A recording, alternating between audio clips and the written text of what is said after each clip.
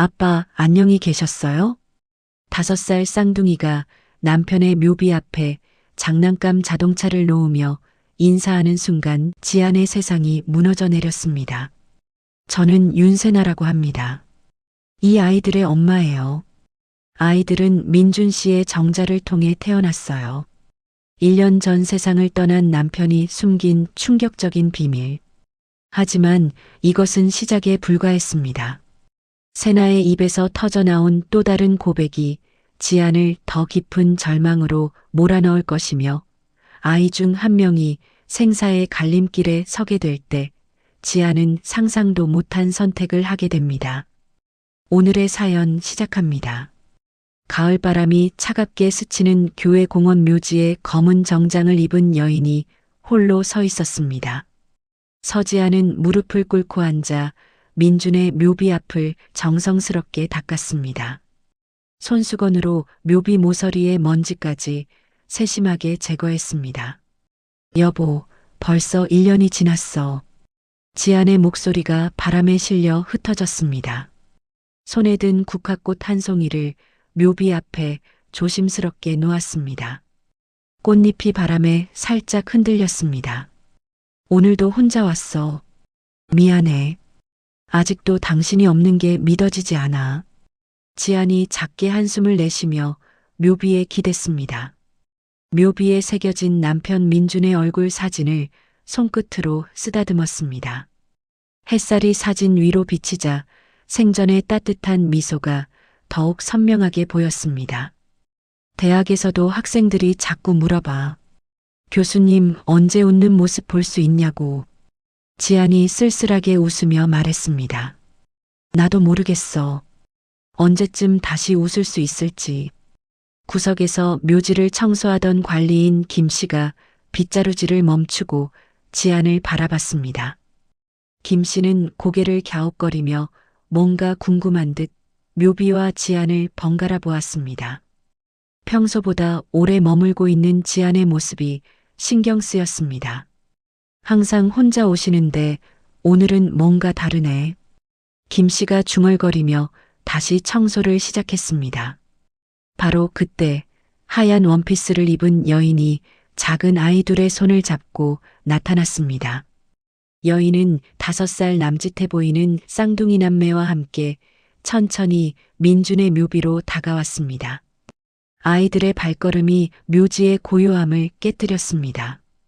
지안이 깜짝 놀라 벌떡 일어섰습니다. 등 뒤에서 들려오는 발소리에 돌아본 순간이었습니다. 누구세요? 여기는 저희 가족 묘지인데요. 지안이 경계심을 드러내며 물었습니다. 안녕하세요. 윤세나가 조용히 인사했습니다. 실례를 무릅쓰고 찾아뵙게 됐네요. 그녀의 목소리에는 긴장과 슬픔이 섞여 있었습니다. 아이들은 어른들의 대화엔 신경 쓰지 않고 익숙한 듯 작은 장난감 자동차 2대를 묘비 앞에 나란히 놓았습니다. 아빠, 안녕히 계셨어요? 쌍둥이 중 서아가 또렷한 목소리로 인사했습니다. 오늘도 왔어요. 엄마랑 같이요. 서율도 손을 모으며 따라했습니다. 아빠, 저희 건강하게 잘 지내요. 걱정하지 마세요. 지안의 얼굴이 하얗게 질렸습니다. 두 눈이 커지며 입이 벌어졌습니다. 이게 무슨 일이에요? 지안이 떨리는 목소리로 말했어요. 손에 들고 있던 국화꽃이 바닥에 떨어졌습니다. 꽃잎이 바람에 흩날렸습니다. 제 소개를 드릴게요. 저는 윤세나라고 합니다. 세나가 심호흡을 하고 차분히 말을 꺼냈습니다. 민준 씨의 오랜 인연이고요. 이 아이들의 엄마예요. 무슨 소리세요? 지안이 목소리를 높였습니다.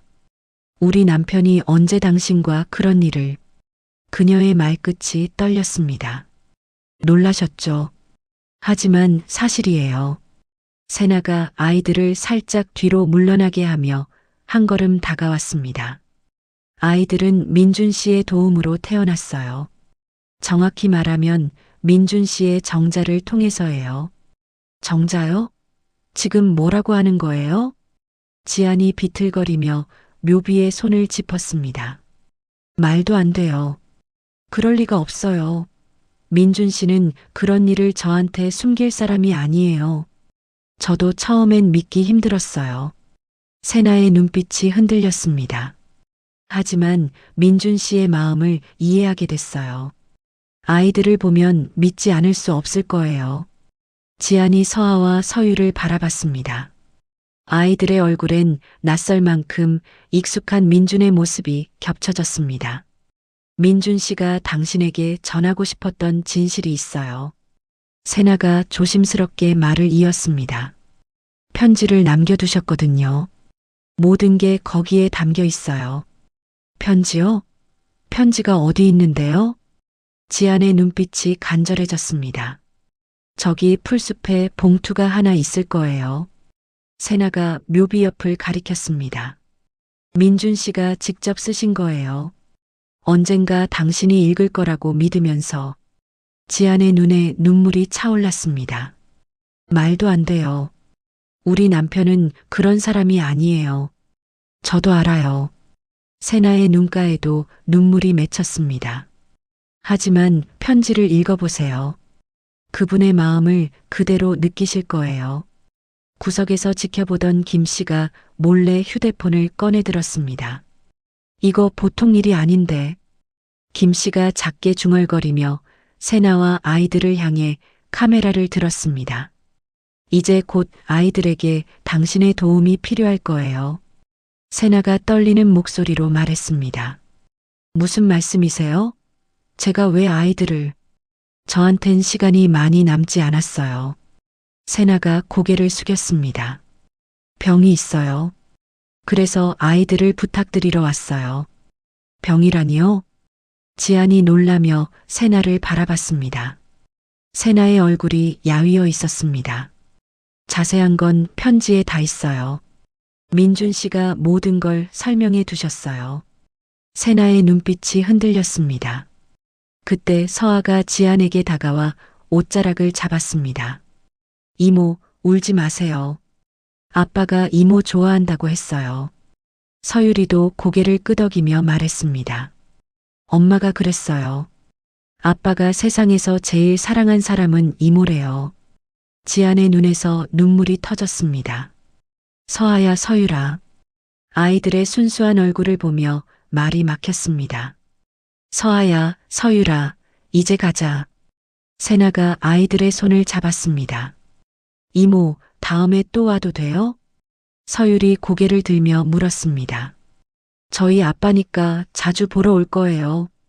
서아도 밝게 말했습니다. 세나가 아이들과 함께 묘지를 떠나기 전 지안을 바라봤습니다. 편지를 꼭 읽어보세요. 민준 씨의 진심이 다 들어있어요. 그리고 잠시 머뭇거리다 조용히 덧붙였습니다. 죄송해요. 이런 식으로 찾아뵙게 돼서. 지안은 그 자리에 혼자 남았습니다. 폐허가 된 마음으로 서 있었습니다. 온몸이 떨리고 머리가 어지러웠습니다. 김 씨가 빗자루를 들고 조심스럽게 다가왔습니다. 부인 괜찮으세요? 얼굴이 너무 창백해요. 네, 괜찮아요. 그냥. 지안이 간신히 대답했습니다. 지안이 무릎을 꿇고 세나가 가리킨 풀숲을 더듬었습니다. 손끝에 뭔가 걸렸습니다. 작은 봉투였습니다. 봉투를 꺼내보니 민준의 친필로 쓰인 지안의 이름이 적혀 있었습니다. 그 글씨를 보는 순간 눈물이 쏟아졌습니다. 지안은 편지를 품에 꼭 안았습니다. 그때 아이들이 두고 간 장난감 자동차가 눈에 들어왔습니다. 빨간색과 파란색, 나란히 놓여 있었습니다. 지안이 자동차를 손에 쥐었습니다. 아직 아이들의 체온이 남은 듯 따뜻했습니다. 이게 정말 현실일까? 지안이 낮게 중얼거렸습니다. 민준, 당신이 왜 나한테 아무 말도 안 한 거야? 남편에 대한 분노와 배신감, 아이들에 대한 미안함이 한꺼번에 밀려왔습니다. 묘지를 나서는 지안의 발걸음은 무거웠습니다. 앞으로 다가올 거대한 폭풍을 예감했기 때문입니다. 하지만 동시에 진실을 알고 싶다는 강한 마음이 일어났습니다. 차 안에서 편지를 꺼내본 지안이 깊은 숨을 들이켰습니다. 봉투를 뜯기 전에 한참을 망설였습니다. 민준아, 네가 숨긴 비밀이 뭔지 알아야겠어. 지안의 목소리가 단단해졌습니다. 하지만 지금은 아직 준비가 안 됐어. 지안이 편지를 다시 가방에 넣었습니다. 내일 아침 가장 먼저 해야 할 일이 생겼네. 백미러로 묘지를 바라보며 중얼거렸습니다. 사설 탐정을 찾아가야 했습니다. 진실이 무엇인지, 그 아이들이 정말 민준의 아이들인지 확인해야 했습니다. 지아는 시동을 걸고 묘지를 뒤로 했습니다. 그리고 마음속으로 다짐했습니다. 민준, 당신이 남긴 비밀 내가 끝까지 밝혀낼게. 다음 날 아침, 지아는 뜬 눈으로 새벽을 맞았습니다. 민준의 서재 책상 위에 놓인 봉인된 편지를 바라보며 한참을 망설였습니다. 커피잔을 든 손이 미세하게 떨렸습니다. 벽시계가 새벽 5시를 가리키고 있었습니다. 정말 읽어야 할까? 지안이 혼잣말을 하며 편지 봉투를 집어들었습니다. 민준의 친필로 쓰인 자신의 이름을 다시 한번 확인했습니다. 봉투를 뜯는 순간부터 모든 것이 달라질 것 같았습니다. 편지지를 펼치자 민준의 익숙한 글씨가 눈에 들어왔습니다. 사랑하는 지안아, 이 편지를 읽는다면 내가 세상을 떠난 후일 거야. 미안해. 너에게 말하지 못한 일이 있어. 지안의 심장이 빠르게 뛰기 시작했습니다. 세나는 나와 같은 희귀한 혈액형을 가지고 있어.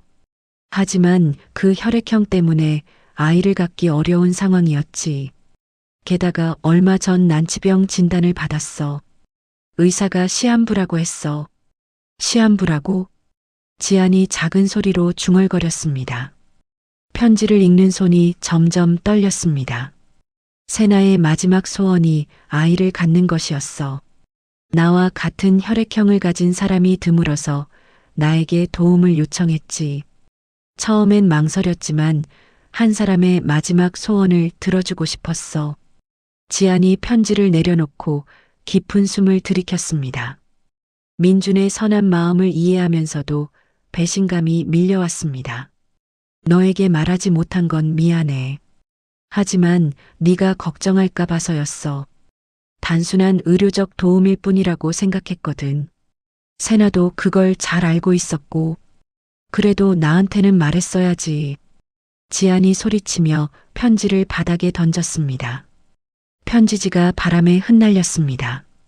하지만 곧 마음을 진정시키고 편지를 다시 주워 읽었습니다.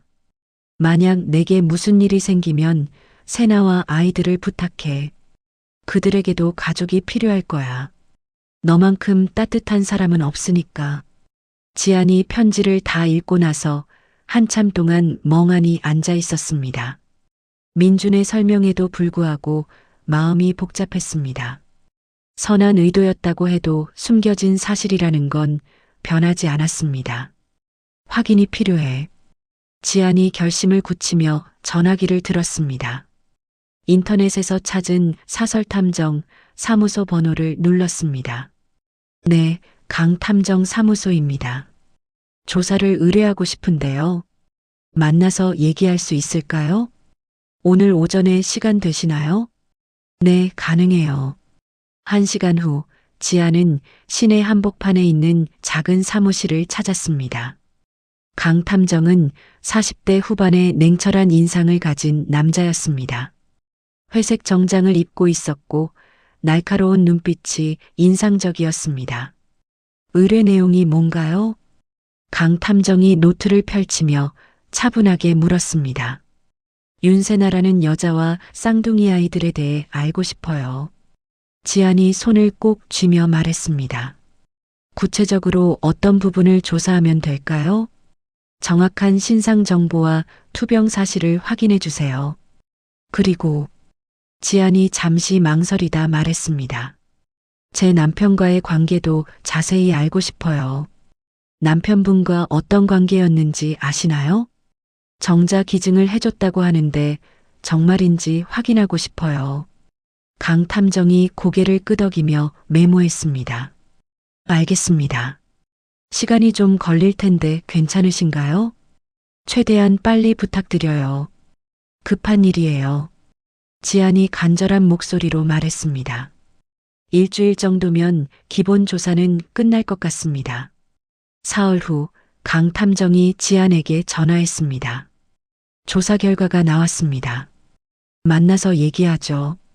벌써요? 빨리 해주셨네요. 중요한 발견이 있어서 급히 연락드렸어요. 지아는 두근거리는 가슴을 붙잡고 카페로 향했습니다. 강 탐정이 이미 와서 기다리고 있었습니다. 테이블 위에 두꺼운 파일이 놓여 있었습니다. 먼저 묘지 관리인한테서 증언을 확보했어요. 강 탐정이 파일을 넘기며 설명했습니다. 윤세나가 작년부터 꾸준히 묘지를 찾아왔대요. 거의 매달 한 번씩은 왔다고 하네요. 매달이요? 지안이 놀라며 물었습니다. 네, 그리고 촬영된 영상도 있고요. 강 탐정이 휴대폰 화면을 보여줬습니다. 세나와 아이들이 묘지에서 인사하는 모습이 담겨 있었습니다. 이 영상으로 보면 아이들이 정말 익숙해 보이죠? 맞아요. 처음 보는 게 아니었어요. 지안이 영상을 자세히 보며 말했습니다. 그리고 의료 기록을 확인해 봤는데 강 탐정이 다른 서류를 꺼냈습니다. 윤세나가 실제로 난치병 환자가 맞아요. 혈액암의 일종이고 상태가 좋지 않습니다. 지안이 복잡한 표정을 지었습니다. 민준이 거짓말을 한 게 아니었습니다. 그럼 남편이 한 말이 사실이네요. 네, 투병 사실은 확실해요. 그런데 강 탐정이 목소리를 낮췄습니다. 이상한 점이 있어요. 뭔가요? 지안이 긴장하며 몸을 앞으로 기울였습니다. 윤세나가 다른 남자와도 연락한 기록이 있어요. 강 탐정이 또 다른 서류를 보여줬습니다. A라는 이름으로만 나와 있는데 불임 치료와 관련된 것 같습니다. 다른 남자요? 지안의 목소리가 높아졌습니다. 주변 사람들이 돌아볼 정도였습니다. 금융 거래 내역도 있고요. 꽤 큰 금액이 오갔네요. 강 탐정이 통장 사본을 가리켰습니다. 지안이 서류를 받아들고 꼼꼼히 살펴봤습니다. 머리가 복잡해지기 시작했습니다. 이게 무슨 의미인지 모르겠어요. 더 자세히 조사해 보겠지만 일단은 이 정도까지만 확인됐어요. 세나를 직접 만나봐야겠어요. 지안이 단호하게 말했습니다. 조심하세요. 감정적으로 대하지 마시고요. 강 탐정이 조언했습니다. 다음 날 지안은 세나가 머물고 있는 작은 아파트를 찾았습니다. 주소는 강 탐정이 알아봐 준 것이었습니다. 엘리베이터를 타고 올라가는 동안 심장이 쿵쾅거렸습니다. 초인종을 누르자 잠시 후 세나가 문을 열었습니다. 세나의 얼굴이 전보다 많이 야위어 보였습니다. 어떻게 여기를 들어가도 될까요? 할 말이 있어요. 지안이 차분하지만 단호한 목소리로 말했습니다. 세나가 잠시 망설이다가 문을 열어줬습니다. 거실에는 아이들의 장난감이 여기저기 놓여 있었습니다. 벽에는 아이들 그림이 붙어 있었고 소파에는 작은 옷들이 널려 있었습니다. 아이들은 어디 있어요? 어린이집에 갔어요. 오후에 데리러 가야 해요. 세나가 지안에게 물을 따라주며 말했습니다. 민준이와 당신의 관계에 대해 더 알고 싶어요. 지안이 소파에 앉으며 직접적으로 말했습니다. 편지를 읽으셨나 보네요. 세나가 고개를 끄덕이며 맞은편에 앉았습니다. 편지는 읽었어요. 그런데 다른 게 궁금해요. 지안이 가방에서 강 탐정이 준 서류를 꺼냈습니다. 다른 남자와도 연락했다면서요? A라는 사람이요. 세나의 얼굴이 순간 굳어졌습니다. 손에 든 물컵이 살짝 떨렸습니다. 어떻게 그걸? 사실대로 말해주세요. 도대체 무슨 일이었는지 알고 싶어요. 지안이 날카롭게 추궁했습니다. 세나가 한참 동안 말없이 고개를 숙이고 있었습니다. 그러다 천천히 고개를 들어 지안을 바라봤습니다. 저는 정말 시한부예요. 의사가 2년이라고 했어요. 그건 확인했어요. 다른 남자 얘기를 하는 거예요. 지안이 참을성 있게 기다렸습니다. 민준 씨의 도움만으로는 임신이 어려웠어요. 세나가 떨리는 목소리로 말하기 시작했습니다. 희귀 혈액형이라서 성공률이 낮다고 하더라고요. 그래서요? 그래서 다른 분께도 도움을 받았어요. 세나가 눈물을 글썽이며 고백했습니다. 뭐라고요? 지안이 벌떡 일어났습니다. 물컵이 테이블에 부딪혀 물이 쏟아졌습니다. 아이를 낳기 위한 보험이었어요. 정말 절박했거든요. 세나가 눈물을 닦으며 호소했습니다. 그럼 아이들이 정말 민준이 아이인지도 확실하지 않다는 거네요? 지안의 목소리가 떨렸습니다. 민준 씨는 이 사실을 몰랐어요. 제가 혼자 결정한 일이에요. 혼자 결정했다고요? 지안이 주먹을 꽉 쥐었습니다. 배신감이 다시 밀려왔습니다. 아이들을 보시면 알 수 있어요. 특히 서아는 민준 씨를 정말 많이 닮았잖아요. 세나가 간절하게 말했습니다. 하지만 확신할 수는 없다는 거죠? 저도 100% 확실하지는 않아요. 세나가 작은 목소리로 인정했습니다. 지안이 머리를 감싸 쥐고 소파에 주저앉았습니다. 모든 게 복잡하게 얽혀 있었습니다. 왜 이런 식으로 하셨어요? 왜 처음부터 솔직하게 말하지 않으셨어요? 죄송해요. 정말 죄송해요. 세나가 지안 앞에 무릎을 꿇었습니다. 하지만 제가 죽으면 아이들은 어떻게 되나요? 세나가 지안의 손을 잡았습니다. 친권을 포기하지 않을 테니 같이 키워주시면 안 될까요? 같이 키우라고요? 지안이 놀라며 세나를 바라봤습니다. 아이들이 어쩌면 당신의 삶을 구원할 선물일지도 몰라요. 세나의 목소리에 간절함이 담겨 있었습니다. 민준 씨가 그렇게 말씀하셨거든요. 당신이 얼마나 외로워하는지 안다고. 지안이 세나의 당당하면서도 애절한 모습을 바라봤습니다. 서아의 얼굴이 민준과 닮았다는 것은 부인할 수 없는 사실이었습니다. 서율도 민준의 특유한 미소를 그대로 닮았습니다. 시간을 좀 주세요. 지안이 일어서며 말했습니다. 생각해 볼게요. 하지만 더 이상 거짓말은 안 돼요. 알겠어요. 약속할게요. 세나가 고개를 끄덕였습니다. 그리고 A라는 사람에 대해서도 더 알려주세요. 네, 알겠어요. 집으로 돌아온 지안은 밤새 민준의 편지와 강 탐정의 보고서를 번갈아 봤습니다. A라는 남자에 대한 궁금증과 쌍둥이에 대한 책임감이 뒤섞였습니다. 창밖으로 새벽이 밝아오고 있었습니다. 다음 날 아침 지안이 세나에게 전화했습니다. 생각해 봤어요. 네, 말씀하세요. 세나의 목소리에 긴장이 담겨 있었습니다. 임시 보호자 역할을 해볼게요. 정말요? 세나의 목소리가 밝아졌습니다. 대신 조건이 있어요. 더 이상 진실을 숨기면 안 돼요. 알겠어요. 약속할게요. 그리고 A라는 사람에 대해서도 모든 걸 말해주세요. 네, 언제든지 말씀드릴게요. 지안이 전화를 끊고 창밖을 바라봤습니다. 이상하게도 마음이 조금 가벼워진 것 같았습니다. 새로운 시작에 대한 기대감이 조금씩 생겨났습니다. 지안이 세나의 공동 양육 제안을 수락하고 며칠이 지났습니다. 아침 일찍 강 탐정에게서 급한 전화가 걸려왔습니다. 전화기 너머로 강 탐정의 목소리가 긴장되어 들렸습니다. 지안 씨, 급히 만나야겠어요. 중요한 발견이 있습니다. 무슨 일이에요? 전화로 말할 수 없나요? 지안이 불안한 마음으로 물었습니다. 직접 보여드려야 할 것들이 있어요. 지금 오실 수 있나요? 네, 금방 갈게요. 1시간 후 지아는 강 탐정 사무실에 도착했습니다. 강 탐정의 표정이 평소보다 심각해 보였습니다. 책상 위에는 더 많은 서류들이 쌓여 있었습니다.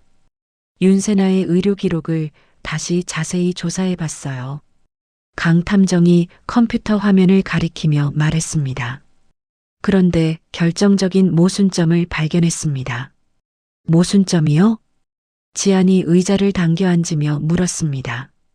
세나가 진단받은 희귀병의 발병 시기를 보세요. 강 탐정이 의료 기록을 가리켰습니다. 여기 나와 있는 최초 진단일이 작년 8월이에요.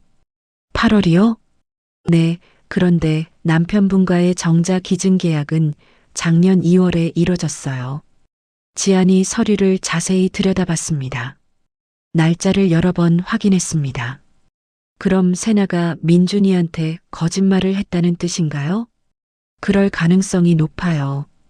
발병 시기를 6개월 정도 앞당겨서 말한 것 같아요. 강 탐정의 말에 지안의 얼굴이 굳어졌습니다. 민준의 순수한 이타심을 악용했을 수도 있다는 생각이 들었습니다. 그리고 A라는 남자에 대한 정보도 더 확인됐어요. 강 탐정이 다른 파일을 열었습니다. 익명 정자 기증 클리닉을 통해 세나와 계약을 맺었어요. 익명 기증이요? 네, 그런데 이 사람이 유부남이에요. 아내와 아이들이 있어요. 지안이 충격을 받아 의자에 기댔습니다. 세나가 2명의 남자와 동시에 정자 기증 계약을 맺었다는 거네요. 맞아요. 그것도 민준 씨는 모르게 말이에요. 강 탐정이 고개를 끄덕였습니다. 지안이 분노로 주먹을 꽉 쥐었습니다. 세나에 대한 배신감이 다시 한번 밀려왔습니다. 당장 세나를 만나야겠어요. 감정적으로 대하지 마세요. 증거를 들이밀고 차근차근 추궁하세요. 강 탐정이 조언했습니다. 오후에 지아는 세나의 아파트로 향했습니다. 가방에는 강 탐정이 준 모든 증거 자료가 들어 있었습니다. 엘리베이터 안에서 심호흡을 여러 번 했습니다. 문을 열고 나온 세나가 지안의 표정을 보고 놀랐습니다. 무슨 일이에요? 얼굴이 안 좋아 보이는데. 들어가서 얘기해요. 지안이 차갑게 말하며 안으로 들어갔습니다. 거실 소파에 앉은 지안이 가방에서 서류들을 꺼냈습니다. 세나가 서류를 보고 얼굴이 하얗게 질렸습니다. 이게 뭐죠? 당신의 의료 기록이에요. 그리고 A라는 남자와의 거래 내역도 있고요. 지안이 서류를 세나 앞에 던지듯 놓았습니다. 당신이 민준이한테 거짓말했다는 증거예요.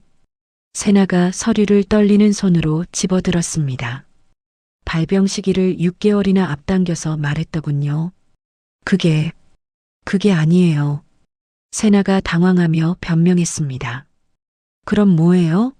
분명히 거짓말한 거 아니에요? 지안이 목소리를 높였습니다. 초기 증상은 더 일찍부터 있었어요. 정확한 진단만 늦어진 거예요. 세나가 눈물을 흘리며 호소했습니다. 그리고 A라는 남자와의 이중 계약은 뭐예요? 지안이 다른 서류를 가리켰습니다. 민준이는 전혀 몰랐다면서요? 세나가 한참 동안 말하지 못했습니다. 눈물만 계속 흘렸습니다. 사실대로 말하세요. 더 이상 거짓말하지 마요. 저는 정말 절박했어요. 세나가 흐느끼며 말했습니다. 시한부 엄마의 필사적인 생존 노력이었어요.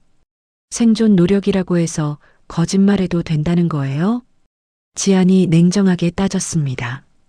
세나가 갑자기 일어나 안방으로 들어갔습니다. 잠시 후 작은 USB를 들고 나왔습니다. 이 안에 모든 진실이 담겨 있어요. 세나가 USB를 지안에게 건넸습니다. 민준 씨와 저, 그리고 아이들에 대한 모든 것이요. 이게 뭐예요? 지안이 USB를 받아들며 물었습니다. 아이들의 출생 기록, 유전자 검사 결과, 모든 의료 기록이 들어 있어요. 세나의 목소리가 떨렸습니다. 그리고 A씨와의 계약서도 있고요. 지안이 USB를 꽉 쥐고 세나를 바라봤습니다. 왜 이제야 주는 거예요? 용기가 없었어요. 모든 걸 말할 용기가. 세나가 눈물을 닦았습니다. 저는 이제 여기를 떠날 거예요. 떠난다고요? 지방에 있는 요양병원으로 갈 예정이에요. 세나가 침착하게 말했습니다. 아이들은 어떻게 하고요? 당신께 맡기고 갈 거예요. 약속하셨잖아요. 세나의 눈빛이 간절했습니다. 갑자기 이러면 어떻게 해요? 지안이 당황했습니다. USB를 보시면 모든 걸 이해하실 거예요. 세나가 가방을 챙기기 시작했습니다. 저는 더 이상 아이들에게 부담이 되고 싶지 않아요. 세나 씨, 잠깐만요. 지안이 세나를 붙잡으려 했지만 세나는 이미 문으로 향하고 있었습니다. 아이들은 어린이집에서 데려오세요. 제가 미리 연락해뒀어요. 이렇게 가면 안 돼요. 하지만 세나는 문을 열고 나가버렸습니다. 지안이 혼자 아파트에 남겨졌습니다.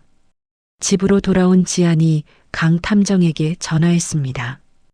USB 암호를 해독할 수 있나요? 가져오세요. 전문가에게 맡겨보겠어요. 다음 날 강 탐정이 USB 내용을 분석한 결과를 알려줬습니다. 큰일이에요, 지안 씨. 강 탐정의 목소리가 심각했습니다. 뭔가요? 아이들의 유전자 검사 결과가 들어있어요. 지안이 사무실로 급히 달려갔습니다. 결과가 어떻게 나왔어요? 서아는 민준 씨의 아이가 맞는 것 같아요. 혈액형과 유전자 정보가 일치해요. 지안이 안도의 한숨을 쉬었습니다. 그런데 서율은 강 탐정이 말을 멈췄습니다. 서율은 어떻게 됐어요? A씨의 아이일 가능성이 높아요. 지안이 충격을 받아 의자에 주저앉았습니다. 그럼 쌍둥이가 아니라 이복 형제라는 뜻인가요? 네, 그럴 가능성이 매우 높습니다. 지안이 머리를 감싸쥐었습니다. 모든 것이 더욱 복잡해졌습니다. 그리고 A씨와 세나의 금전거래 기록도 더 자세히 나와 있어요. 강 탐정이 다른 파일을 보여줬습니다. 꽤 큰 금액이 오갔네요. 지안이 화면을 보며 한숨을 쉬었습니다. 민준의 숭고한 희생이 복잡한 기만 속에 묻혀버린 것 같았습니다. 그런데 더 중요한 건 강 탐정이 말을 이었습니다. A씨가 유부남이라서 아이에 대한 책임을 절대 지지 않을 거라는 점이에요. 지안이 눈물을 흘리며 고개를 끄덕였습니다.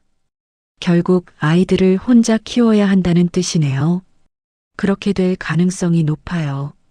그날 밤 지안은 침대에 쓰러져 울었습니다. 모든 진실을 알게 된 지금 어떻게 해야 할지 막막했습니다. 하지만 다음 날 아침 어린이집에서 서아와 서유를 데려올 때였습니다. 이모, 아이들이 지안을 보고 달려왔습니다. 언제까지 아플 거야? 서아가 지안의 손을 잡으며 걱정스럽게 물었습니다. 엄마가 병원에 갔다고 했는데 언제 와? 서율도 맑은 눈으로 지안을 바라봤습니다.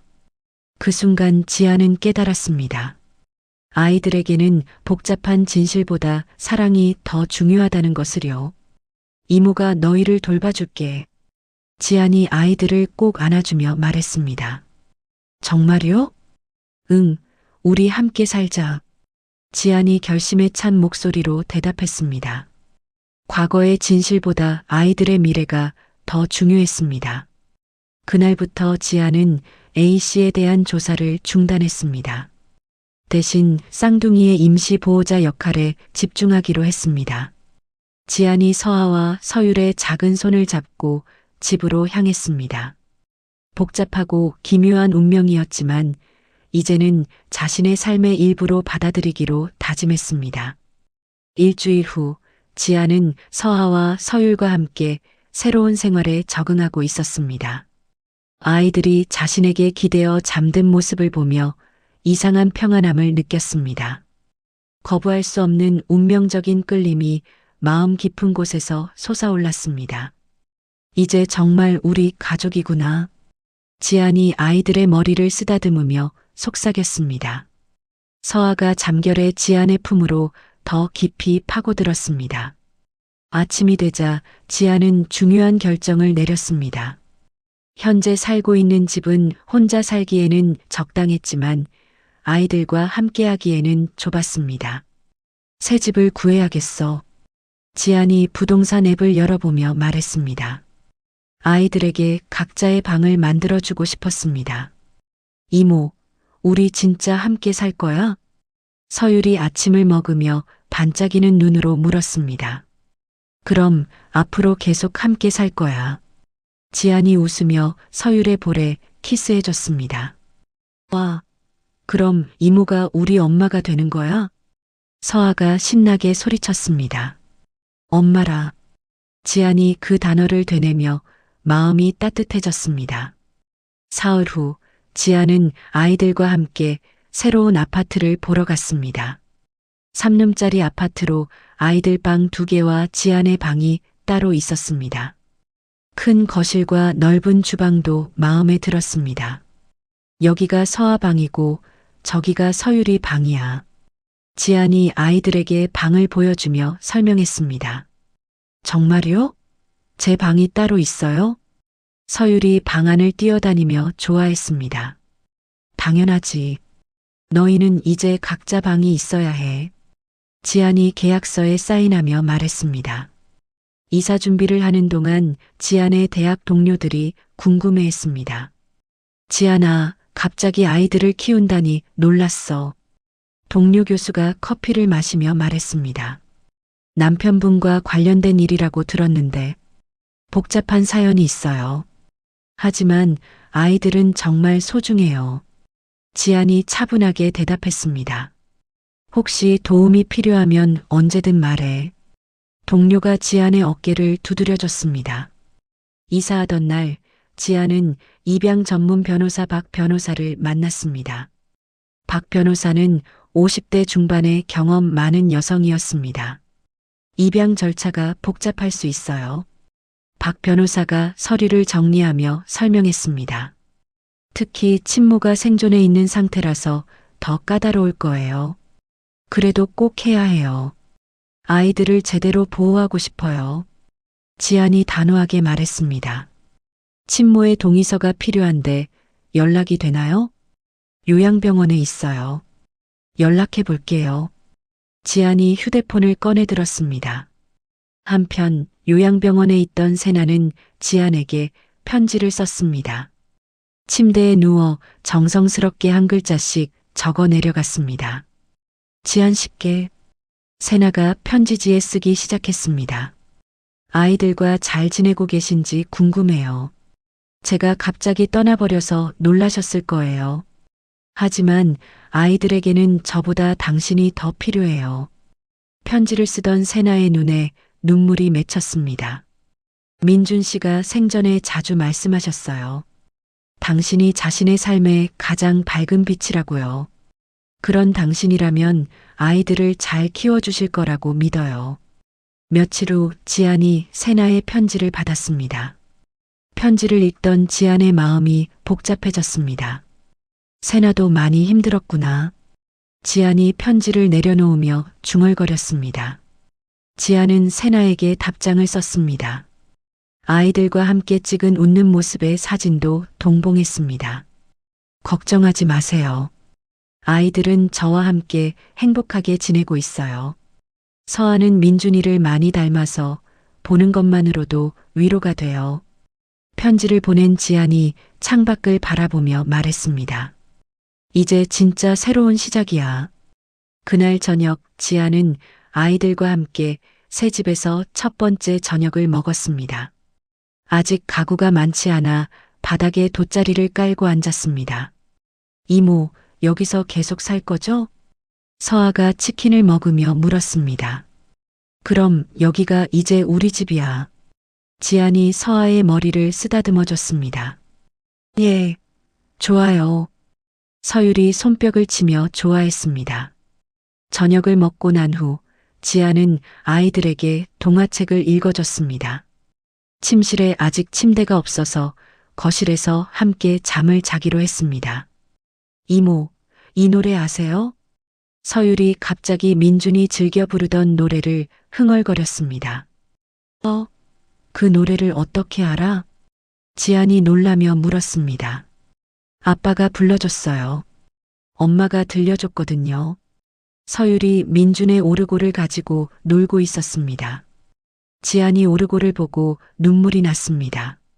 민준의 따뜻한 유산이 아이들에게 이어지고 있었습니다. 아빠가 정말 좋은 사람이었구나. 지안이 아이들을 꼭 안아주며 말했습니다. 다음 날 지안은 어머니에게 전화를 걸었습니다. 모든 사정을 솔직하게 털어놓기로 했습니다. 엄마, 저 중요한 얘기가 있어요. 무슨 일이야? 목소리가 진지하네. 어머니가 걱정스럽게 물었습니다. 민준이 아이들을 키우게 됐어요. 민준이 아이들이라니? 무슨 소리야? 어머니가 놀라며 반문했습니다. 지안이 차근차근 모든 이야기를 설명했습니다. 어머니는 처음에 반대했지만 아이들을 직접 만나본 후 마음이 바뀌었습니다. 서아가 정말 민준이를 닮았네. 어머니가 서아의 볼을 꼬집으며 말했습니다. 할머니, 서아가 어머니에게 안기며 웃었습니다. 어쩜 이렇게 예쁠까? 어머니가 서율도 안아주며 흐뭇해했습니다. 지안아, 네 결정을 지지할게. 어머니가 지안의 손을 꼭 잡아줬습니다. 며칠 후 지안은 강 탐정에게 전화했습니다. A씨에 대한 조사를 중단해 주세요. 정말요? 왜요? 강 탐정이 의외라는 듯 물었습니다. 더 이상 과거를 파헤치고 싶지 않아요. 지안이 단호하게 말했습니다. 아이들의 현재와 미래만 생각하고 싶어요. 알겠습니다. 현명한 판단인 것 같아요. 강 탐정이 지안의 결정에 동의했습니다. 그날 오후 지안은 아이들과 함께 근처 공원을 산책했습니다.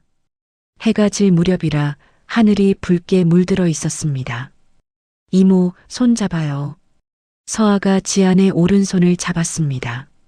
저도요. 서율이 지안의 왼손을 잡았습니다. 세 사람이 손을 잡고 공원길을 걸었습니다. 지안의 얼굴에 오랜만에 진정한 평화가 깃들었습니다. 우리가 가족이 된 거 맞죠? 서율이 지안을 올려다보며 물었습니다. 맞아. 우리는 이제 가족이야. 지안이 확신에 찬 목소리로 대답했습니다. 좋아요. 우리 가족. 아이들이 손을 들어 만세를 부르며 좋아했습니다. 지안이 민준의 죽음으로 잃었던 웃음을 되찾기 시작했습니다. 아이들을 돌보는 과정에서 자신도 치유받고 있었습니다. 민준아, 고마워. 지안이 하늘을 바라보며 속삭였습니다. 네가 준 가장 큰 선물인 것 같아. 그날 밤 아이들이 잠든 후 지안은 혼자 생각에 잠겼습니다. 복잡했던 진실들이 이제 더 이상 중요하지 않았습니다. 과거는 과거야. 중요한 건 지금이지. 지안이 아이들의 잠든 얼굴을 바라보며 다짐했습니다. 절망을 딛고 일어나 새로운 가족과의 삶을 시작한 지안에게 이 모든 과정이 인생의 가장 큰 전환점이 되었습니다.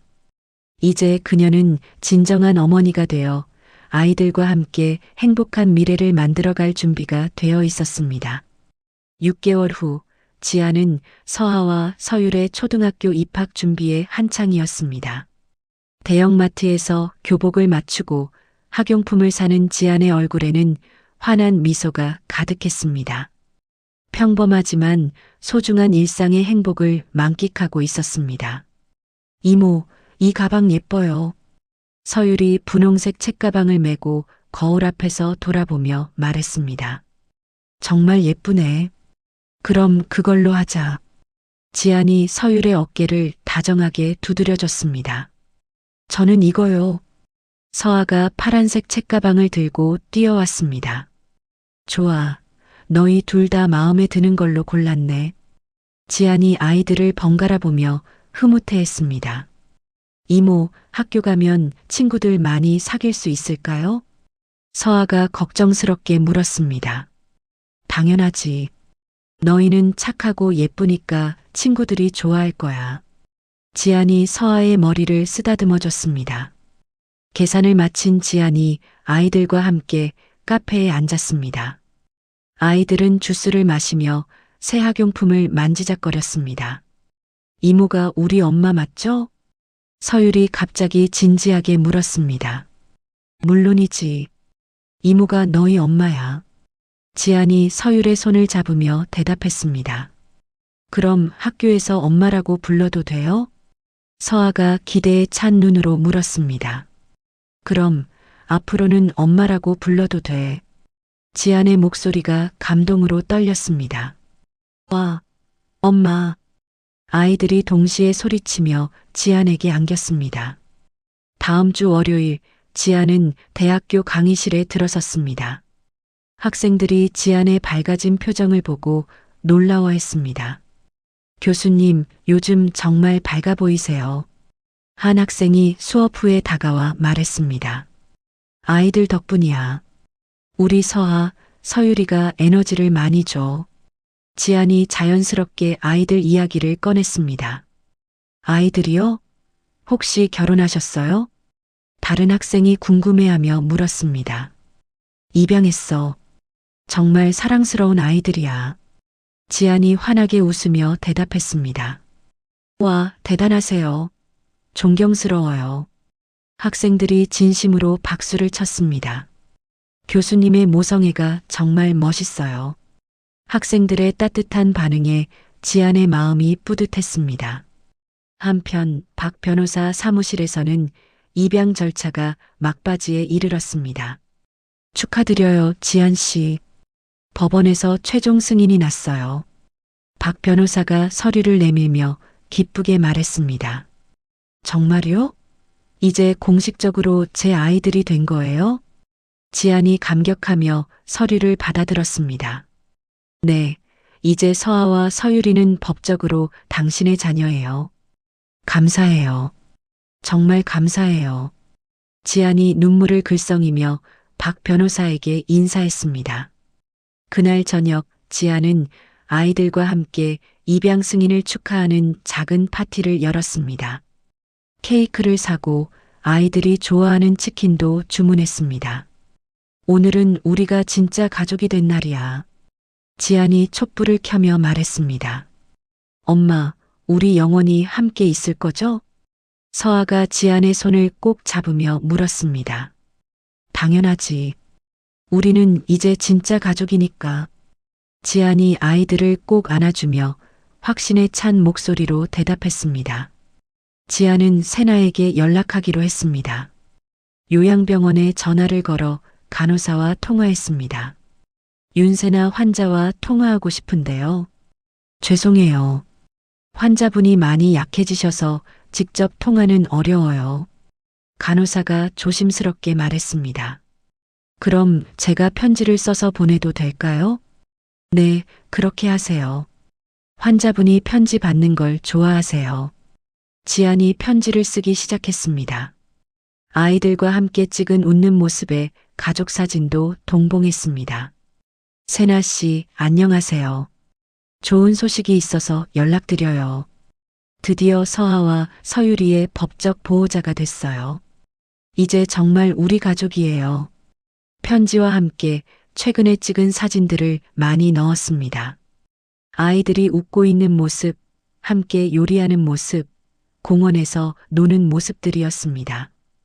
아이들이 정말 밝고 건강하게 자라고 있어요. 걱정하지 마세요. 제가 책임지고 잘 키울게요. 일주일 후 세나에게서 답장이 왔습니다. 글씨가 평소보다 많이 떨려 있었습니다. 고맙습니다. 정말 고맙습니다. 사진을 보니 아이들이 정말 행복해 보이네요. 이제 편안하게 눈을 감을 수 있을 것 같아요. 편지를 읽던 지안의 눈에 눈물이 맺혔습니다.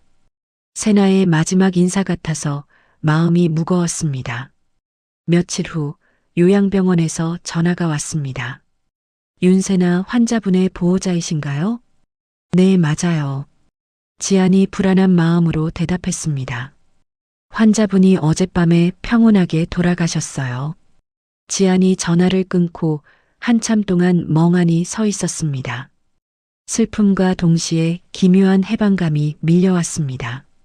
세나 씨, 지안이 작은 소리로 중얼거렸습니다. 이제 정말 편안하게 쉬세요. 세나의 장례식은 소박하게 치러졌습니다. 지안이 아이들과 함께 참석했습니다.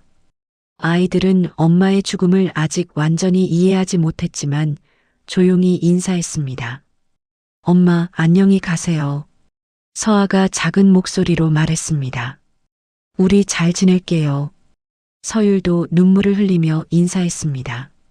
지안이 세나의 영정 앞에서 다짐했습니다.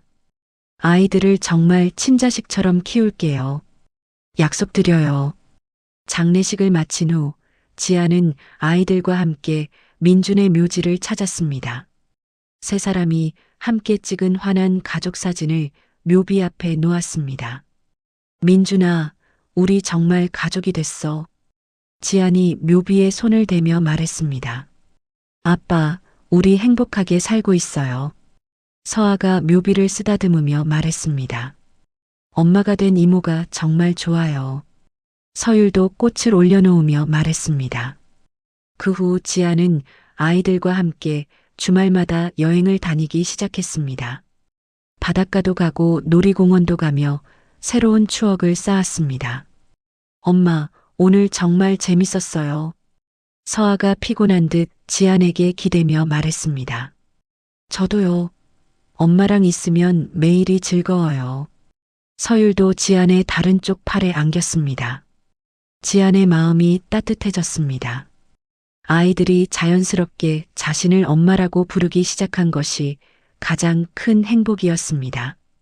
어느 날 지안은 믿을 만한 동료들에게 모든 사실을 털어놓기로 했습니다. 용기를 내어 진실한 고백을 했습니다. 사실 복잡한 사연이 있어서 지안이 동료 교수들에게 모든 이야기를 들려줬습니다. 와, 정말 대단해요. 진정한 모성애네요. 동료들이 지안의 이야기에 감동했습니다. 지안 교수님 정말 존경스러워요. 아이들이 복받은 거예요. 동료들의 지지에 지안이 힘을 얻었습니다. 지안의 사연이 대학 내에서 사랑과 희생의 미담으로 퍼져나갔습니다. 사회적 편견 대신 인간적인 존경을 받게 되었습니다. 지안 교수님 같은 분이 진짜 교육자죠. 학생들도 지안을 더욱 존경하게 되었습니다. 어느 평온한 저녁, 지안은 아이들과 함께 저녁을 먹고 있었습니다. 서아와 서율이 하루 있었던 일들을 제잘제잘 이야기했습니다. 엄마, 오늘 선생님이 제 그림을 칭찬해 주셨어요. 서율이 자랑스럽게 말했습니다. 정말? 우리 서율이 그림 정말 잘 그리거든. 지안이 서율의 머리를 쓰다듬어 줬습니다. 저도 수학 문제 다 맞췄어요. 서아도 신나게 자랑했습니다. 와, 우리 아이들 정말 자랑스럽네. 지안이 두 아이를 번갈아 보며 흐뭇해했습니다. 그날 밤 아이들을 재우고 난 후 지안은 혼자 거실에 앉아 생각에 잠겼습니다. 이처럼 따뜻하고 소소한 일상의 행복이 바로 자신이 그토록 갈망하던 삶의 진정한 의미였습니다. 정말 행복하다. 지안이 작은 소리로 중얼거렸습니다. 더 이상 외롭지 않았습니다. 가족이라는 단어가 주는 견고한 안도감 속에서 지안의 얼굴에는 진정한 평화가 깃들었습니다. 민준이 남긴 비밀을 통해 오히려 인생의 가장 큰 깨달음을 얻었습니다. 모든 고통의 과정이 필연적인 축복이었다는 것을 인정하게 되었습니다. 창밖으로 별이 반짝이고 있었습니다. 지안이 창가에 서서 하늘을 바라봤습니다.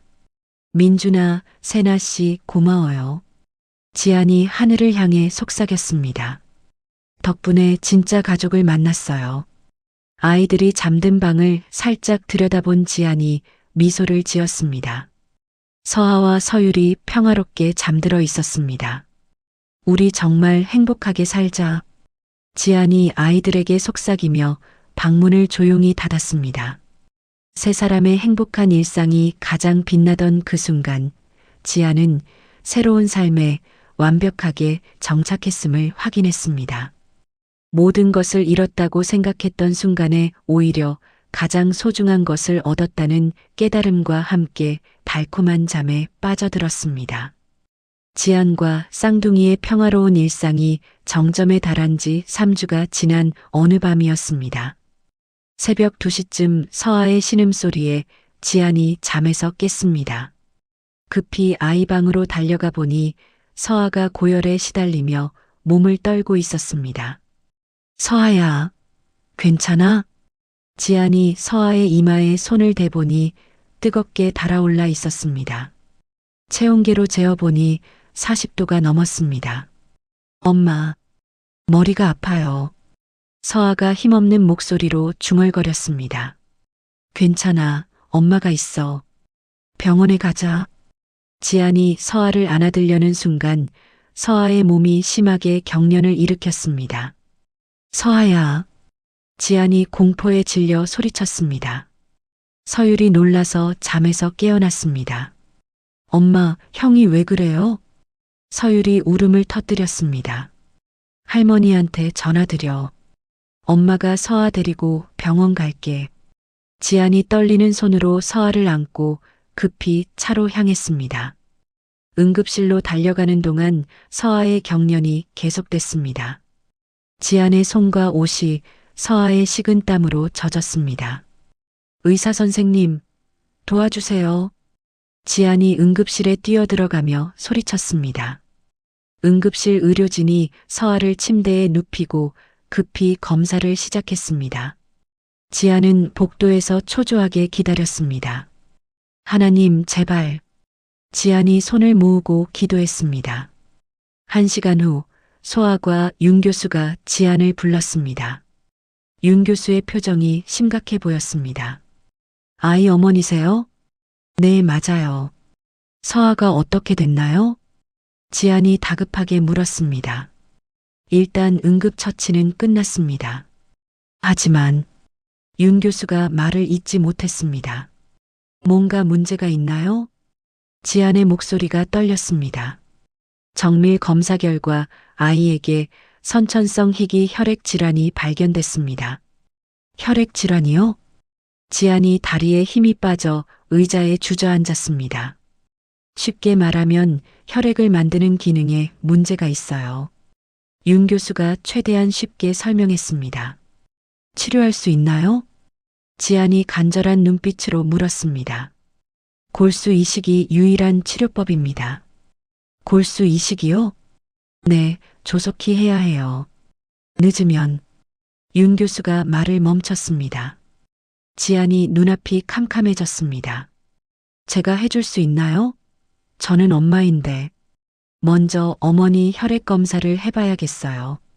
윤 교수가 지안을 검사실로 안내했습니다. 그리고 서율이도 검사받아야 해요. 다음 날 할머니가 서율을 데리고 병원에 왔습니다. 서율도 혈액 검사를 받았습니다. 형 괜찮아요? 서율이 걱정스럽게 지안에게 물었습니다. 응, 괜찮을 거야.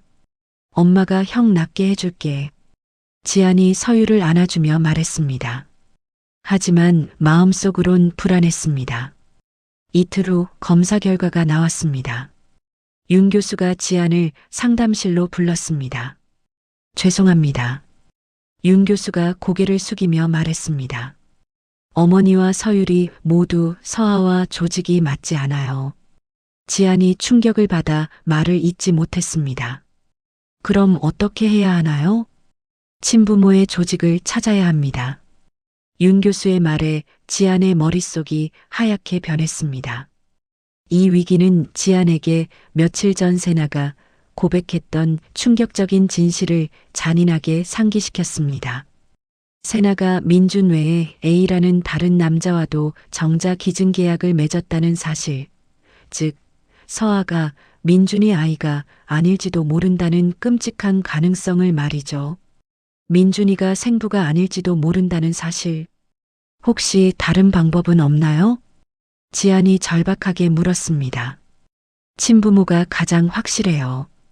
다른 방법으로는 시간이 너무 오래 걸립니다. 지안이 집으로 돌아와 옛날 자료들을 뒤졌습니다. 강 탐정에게서 받았던 A라는 남자의 정보를 찾았습니다. 이 사람을 찾아야 해. 지안이 떨리는 손으로 전화번호를 눌렀습니다. 여보세요? 낯선 남자의 목소리가 들렸습니다. A씨인가요? 저는 서지안이라고 하는데. 누구세요? 어떻게 제 번호를? 윤세나에 대해서 아실 거예요. 전화 너머가 조용해졌습니다. 윤세나가 낳은 아이 중 하나가 위험해요. 지안이 다급하게 설명했습니다. 저는 그런 거 모릅니다. A가 차갑게 대답했습니다. 아이가 죽을 수도 있어요. 제발 도와주세요. 지안이 울면서 애원했습니다. 제 가족을 위해 다시는 연락하지 마세요. A가 전화를 끊어버렸습니다. 지안이 전화기를 바닥에 던지며 울었습니다. A의 이기적인 거절에 절망감이 밀려왔습니다. 그런데 며칠 후 병원에서 연락이 왔습니다. 지안 씨, 언론에서 연락이 왔어요. 간호사가 조심스럽게 말했습니다. 언론이요? 서아 이야기가 알려진 것 같아요. 지안이 병원 로비로 내려가 보니 기자들이 기다리고 있었습니다. 여 교수가 입양한 아이의 투병 이야기를 들었는데요. 기자가 마이크를 내밀었습니다. 도움이 필요하시면 기사를 써드릴 수 있어요. 지안이 잠시 망설이다가 말했습니다. 네, 도와주세요. 아이를 살려야 해요. 다음 날 신문에 큰 기사가 났습니다. 홀로 쌍둥이 키우는 여교수, 아이 살리기 위해 골수 기증자 찾아. 기사가 나간 후 많은 사람들이 관심을 보였습니다. 사회복지재단에서도 연락이 왔습니다. 저희가 기증 캠페인을 도와드리겠어요. 재단 관계자가 지안을 찾아왔습니다. 정말 감사해요. 지안이 눈물을 흘리며 인사했습니다. 공개 기증 캠페인이 시작됐습니다. 많은 사람들이 검사를 받으러 왔습니다. 하지만 서아의 희귀한 유전자에 맞는 사람을 찾기는 하늘의 별 따기였습니다. 아직 맞는 사람이 안 나타났어요. 윤 교수가 안타까운 표정으로 말했습니다. 지안은 병실에서 밤낮 없이 서아를 간병했습니다. 서아의 상태는 점점 나빠졌습니다. 엄마 아파요. 서아가 지안의 손을 잡으며 말했습니다. 괜찮아, 엄마가 있어. 금방 나을 거야. 지안이 서아의 머리를 쓰다듬으며 위로했습니다. 저 죽는 거 아니죠? 서아가 맑은 눈으로 지안을 바라봤습니다. 무슨 소리야? 엄마가 꼭 낫게 해줄 거야. 지안이 눈물을 참으며 대답했습니다. 그날 밤 지안은 서아의 잠든 얼굴을 바라보며 생각했습니다. 민준의 비밀과 세나의 거짓말이 결국 아이의 생명을 위협하고 있었습니다. 민준아, 어떻게 해야 할까? 지안이 하늘을 바라보며 속삭였습니다. 다음 날 아침 윤 교수가 심각한 표정으로 지안을 불렀습니다. 서아의 상태가 급격히 나빠지고 있어요. 얼마나 급한가요? 지안의 목소리가 떨렸습니다. 한 달 안에 기증자를 찾지 못하면. 윤 교수가 말을 마무리하지 못했습니다. 지안이 절망에 빠져 복도에 주저앉았습니다. 모든 것을 포기하고 싶었습니다. 서아야, 미안해. 지안이 병실 문을 바라보며 중얼거렸습니다. 그때 서율이 지안에게 다가왔습니다. 엄마, 울지 마세요. 서율이 지안의 눈물을 닦아줬습니다. 형이 아픈 거 제 잘못이에요? 아니야, 누구 잘못도 아니야. 지안이 서율을 꼭 안아줬습니다. 그럼 형 낫게 할 수 있어요? 서율의 맑은 눈이 지안을 바라봤습니다. 엄마가 최선을 다해볼게. 지안이 마지막 힘을 내어 말했습니다. 그날 밤 지아는 민준의 모든 유품을 다시 뒤졌습니다. 혹시 놓친 단서가 있을지 모른다는 희망으로요. 제발 무언가 있어줘. 지안이 간절히 기도하며 상자들을 열어봤습니다. 하지만 특별한 건 없었습니다. 지안의 마지막 희망도 꺾이는 순간이었습니다. 정말 끝인가? 지안이 바닥에 주저앉으며 절망했습니다. 그때 갑자기 전화벨이 울렸습니다. 새벽 3시였습니다. 누구지? 지안이 피곤한 목소리로 전화를 받았습니다. 지안 씨인가요? 윤 교수입니다. 교수님? 이 시간에 무슨 기적이 일어났어요. 윤 교수의 흥분된 목소리에 지안이 정신을 차렸습니다. 골수 조직이 100% 일치하는 기부자가 나타났어요. 지안이 전화기를 떨어뜨릴 뻔했습니다.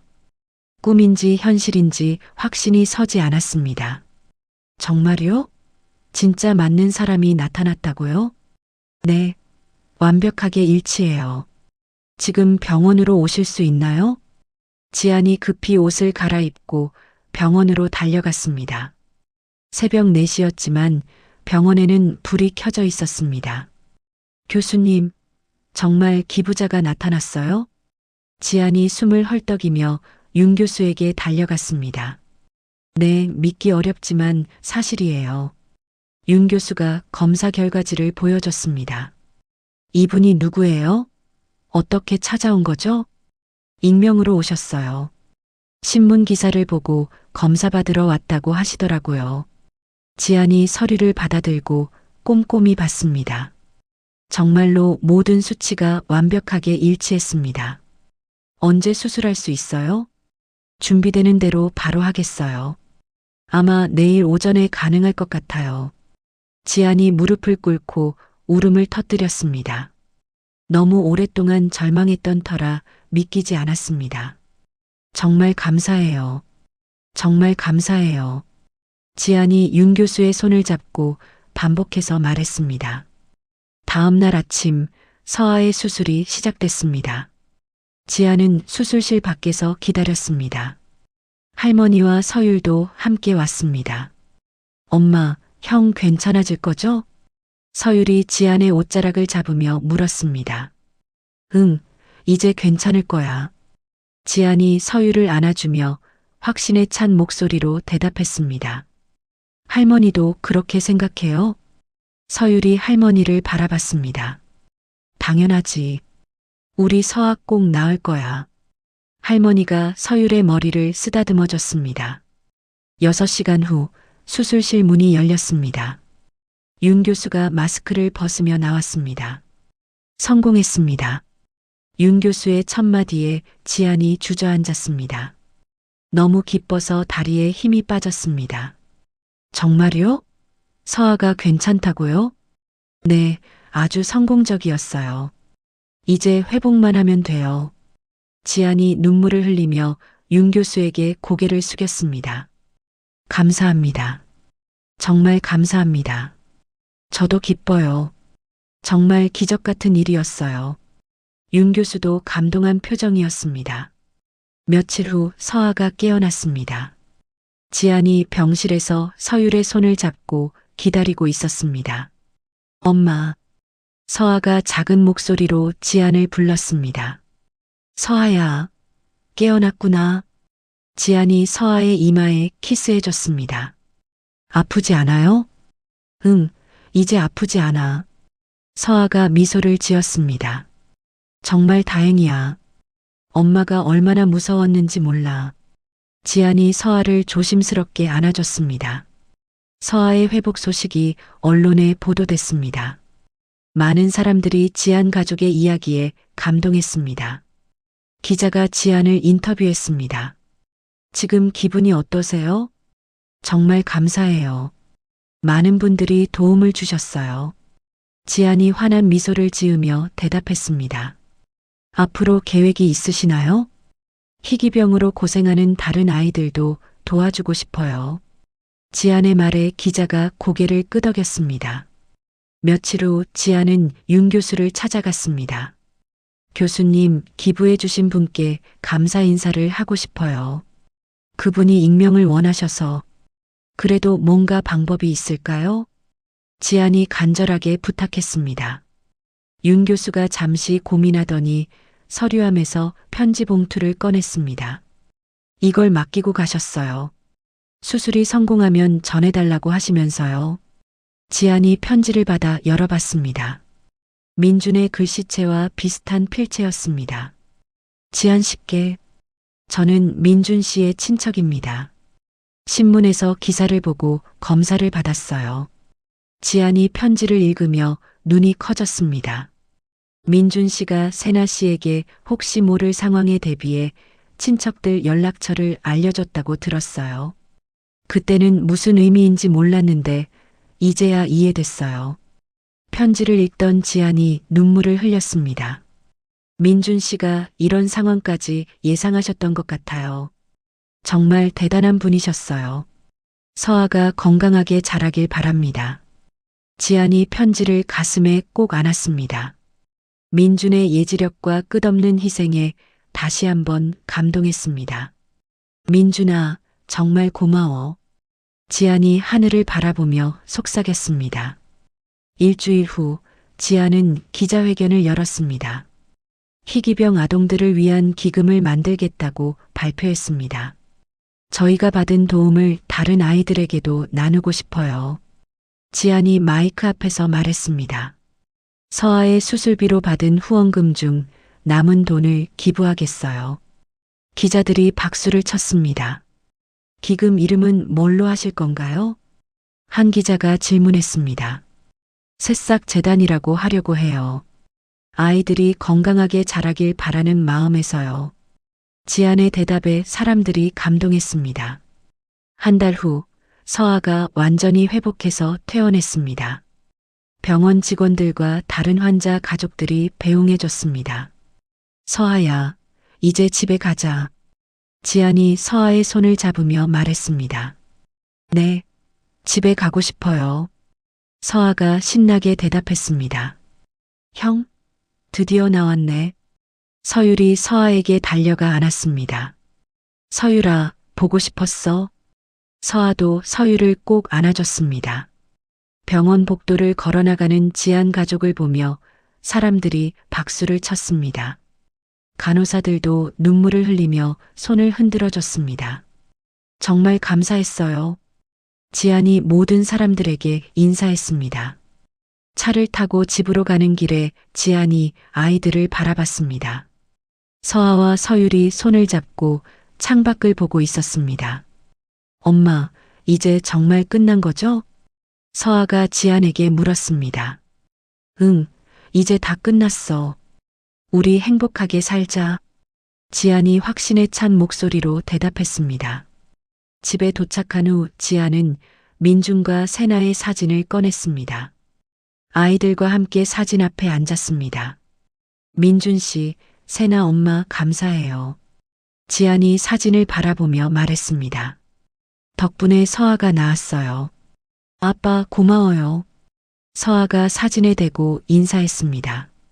세나 엄마도 고마워요. 서율도 따라서 인사했습니다. 그날 밤 지안은 아이들을 재우고 혼자 생각에 잠겼습니다. 민준이 남긴 가장 큰 유산은 돈이나 재산이 아니라 사랑과 희생이었습니다. 이제 정말 모든 걸 받아들일 수 있어. 지안이 창밖을 바라보며 말했습니다.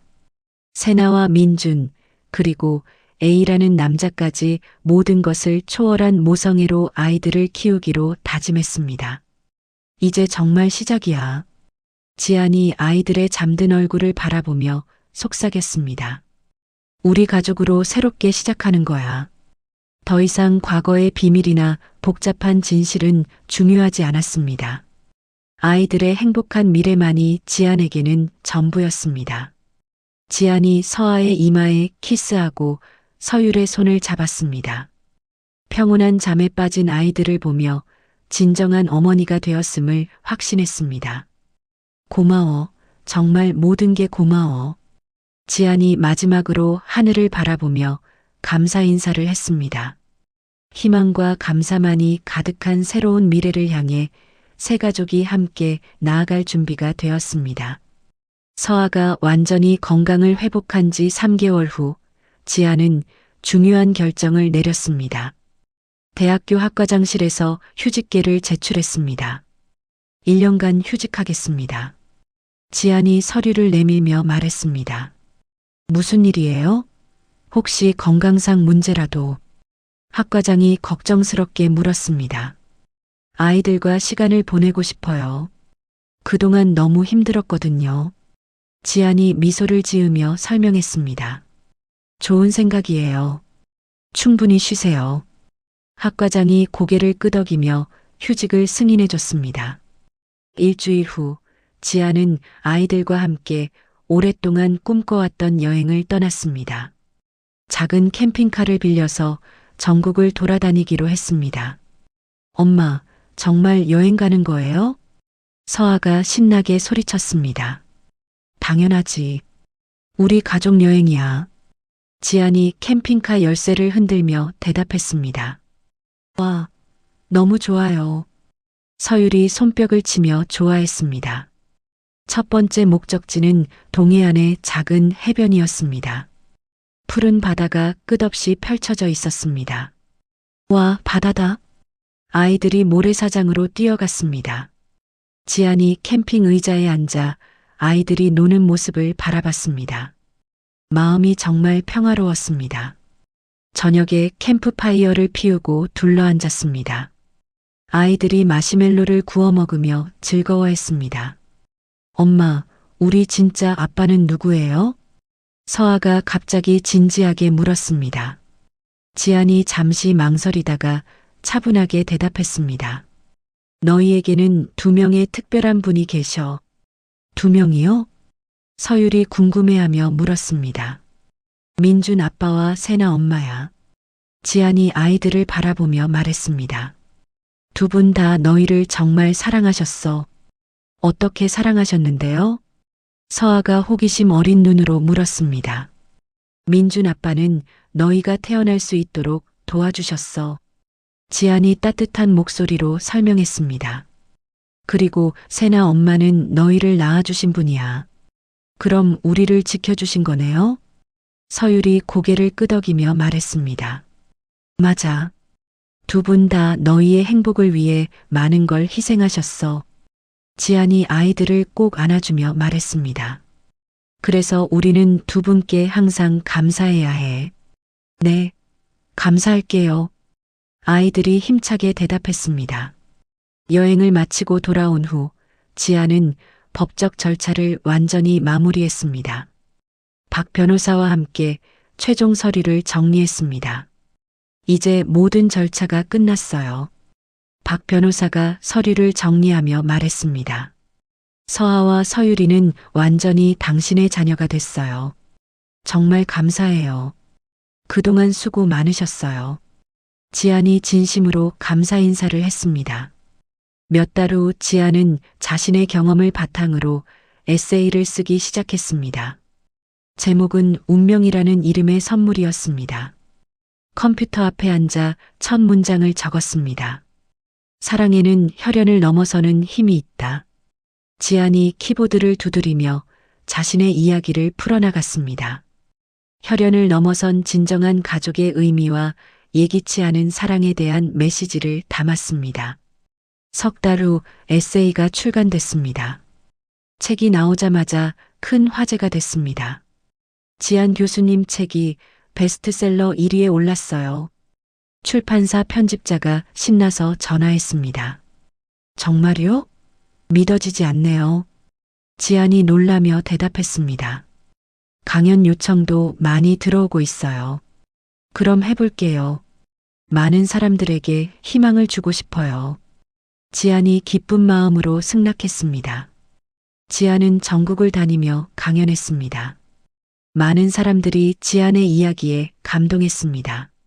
정말 대단하세요. 용기를 얻었어요. 강연 후 한 여성이 지안에게 다가와 말했습니다. 저도 입양을 고려하고 있거든요. 좋은 결정이 될 거예요. 사랑이 가장 중요해요. 지안이 그 여성의 손을 잡으며 격려했습니다. 1년 후 지안은 대학교로 복직했습니다. 학생들이 지안을 따뜻하게 맞아줬습니다. 교수님, 오랜만이에요. 학생들이 박수를 치며 환영했습니다. 그동안 잘 지냈어요? 한 학생이 다가와 물었습니다. 네, 정말 행복한 시간이었어요. 지안이 환하게 웃으며 대답했습니다. 아이들 덕분에 많이 성장했어요. 학생들이 지안의 성숙하고 깊어진 인간미에 더욱 존경심을 표했습니다. 교수님 강의 들을 수 있어서 영광이에요. 학생들의 진심 어린 박수에 지안이 감동했습니다. 한편 서아와 서율은 초등학교에 입학했습니다. 지안이 아이들의 입학식에 참석했습니다. 엄마, 떨려요. 서율이 지안의 손을 꼭 잡으며 말했습니다. 괜찮아. 엄마가 여기 있어. 지안이 서율을 안심시켜줬습니다.